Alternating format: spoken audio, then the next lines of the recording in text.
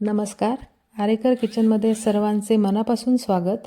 आज आपण करणार आहोत फायबरने समृद्ध असलेली कोवळ्या फणसाची भाजी, ज्याला कुयरीची भाजी, फूसभाजी, फणसाची ठेस भाजी म्हणून पण ओळखले जाते. शेजाऱ्यांच्या फणसाच्या झाडावरून एक फणस घेतला. ह्याला फार डिंक असतो, त्यामुळे सर्वप्रथम तो अगोदर आपण साफ करून घ्यायचा. सुरीला तेल लावून घेतले आहे व देठाकडचा भाग आपण कापून घ्यायचा आहे. देठाकडचा भाग कापून झाल्यानंतर फणसाचे मधोमध 2 तुकडे करून घ्यायचे. चा डिंक निघतो तो तुम्ही टिश्यू पेपरने पुसून घ्यायचा आहे. आता यातील बाहेर काटेरी हिरवा भाग आहे तो आपल्याला कापून घ्यायचा आहे. अशा पद्धतीने आपण पूर्ण फणस साफ करून घ्यायचा.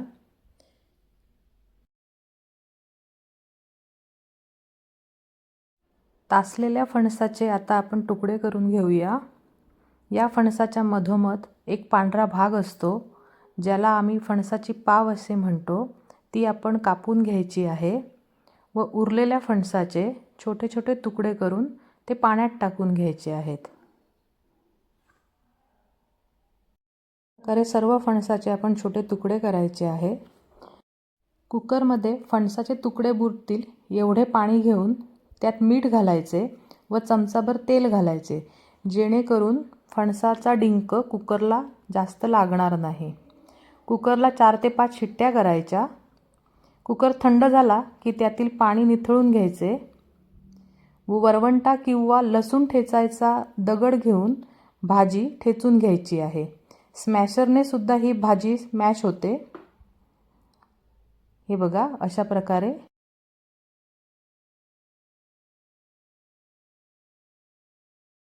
भाजीसाठी आपल्याला हिंग, मोहरी, हळद, मोठी वाटी भरून खोबरेल तेल, किसलेले खोबरे, कोथिंबीर व उभी चिरलेली मिरची लागणार आहे. कढई गरम झाली की खोबरेल तेल घालूया. तेल गरम झाले की 1 चमचा मोहरी घालायची.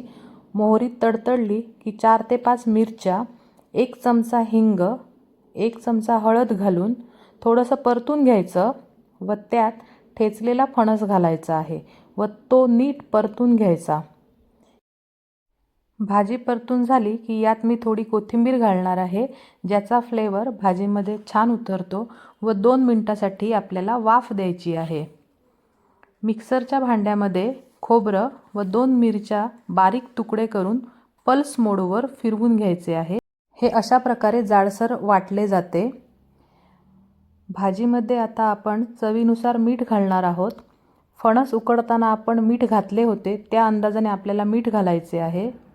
जाडसर वाटलेली खोबरा मिरची घालायची आहे व भाजी व्यवस्थित परतून घ्यायची. मिरचीचा तिखटपणा भाजीला व्यवस्थित लागला जातो.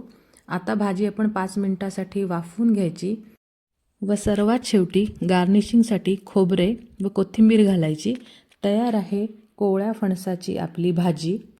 Vitamin A, vitamin C, minerals, अँटीऑक्सिडंटनी समृद्ध तसेच भरपूर फायबर व लो कॅलरीज असल्यामुळे मीठला एक उत्तम व्हीगन पर्याय म्हणून ही भाजी तुम्ही नक्की ट्राय करून बघा.